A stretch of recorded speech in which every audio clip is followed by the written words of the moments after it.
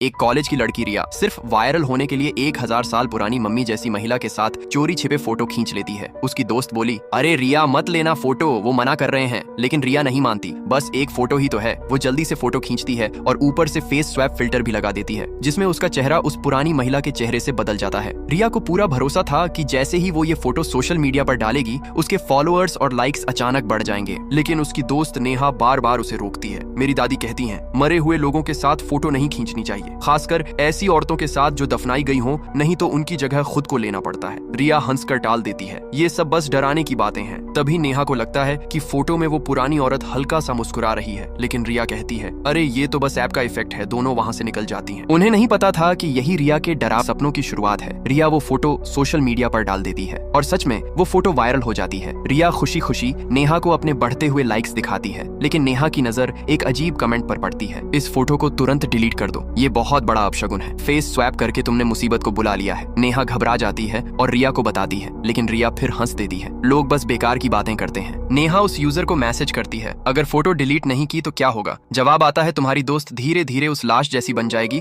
और असली लाश गायब हो जाएगी। इसके बाद अजीब चीजें शुरू हो जाती हैं। रिया तेजी से कमजोर होने लगती है। 1 महीने में उसका वजन बहुत घट जाता है। उसका चेहरा पीला और बेजान हो जाता है, लेकिन रिया खुद को पहले से ज्यादा खूबसूरत समझने लगती है। नेहा एक दिन देखती है कि रिया के चेहरे पर एक काला दाग है, ठीक उसी जगह जहां उस मम्मी के चेहरे पर था। अब नेहा डर जाती है। वो फिर उस यूजर से संपर्क करती है और जवाब मिलता है, ये तो बस शुरुआत है, 5 दिनों में सब खत्म हो जाएगा। नेहा बार बार रिया को फोटो डिलीट करने के लिए कहती है, लेकिन अब रिया को नाम और फेम का नशा चढ़ चुका था। वो कॉलेज की चीयर लीडर टीम में भी सिलेक्ट हो जाती है और अब उसे लगता है कि नेहा उससे जल रही है। रिया लड़कों से महंगे गिफ्ट लेने लगती है, यहाँ तक कि वो उनसे महंगे ब्रांडेड बैग तक मांगती है। नेहा उसे समझाती है, जो चीजें अपनी नहीं होती उनका कीमत बहुत भारी होती है, लेकिन रिया कुछ नहीं सुनती। एक दिन अचानक रिया के बाल झड़ने लगते हैं। उसके बाल सूखे और पीले होकर बिल्कुल मरे हुए बाल जैसे दिखते हैं। रात में वो अजीब हरकतें करने लगती है। उसे बहुत ज्यादा भूख लगती है और वो बार बार कुछ खाने की बात करती है। नेहा फिर उस यूजर से बात करती है और उसे पता चलता है रिया अब पूरी तरह उस औरत के कब्जे में है। सिर्फ एक ही रास्ता था, किसी तांत्रिक या गुरु की मदद लेना। गुरु कहता है, अगर आज ही वो फोटो डिलीट नहीं हुई तो कल बहुत देर हो जाएगी। नेहा रिया का फोन लेकर फोटो डिलीट करने की कोशिश करती है, लेकिन रिया गुस्से में आ जाती है। तुम मेरी प्राइवेसी में झांक रही हो। नेहा उसे दिखाती है, देखो तुम उस म्यूजियम वाली औरत जैसी बनती जा रही हो। लेकिन अब बहुत देर हो चुकी थी। रिया की हालत बिगड़ती जाती है, उसकी आंखें बदलने लगती हैं, उसका व्यवहार डरावना हो जाता है और आखिर में डॉक्टर रिया पूरी तरह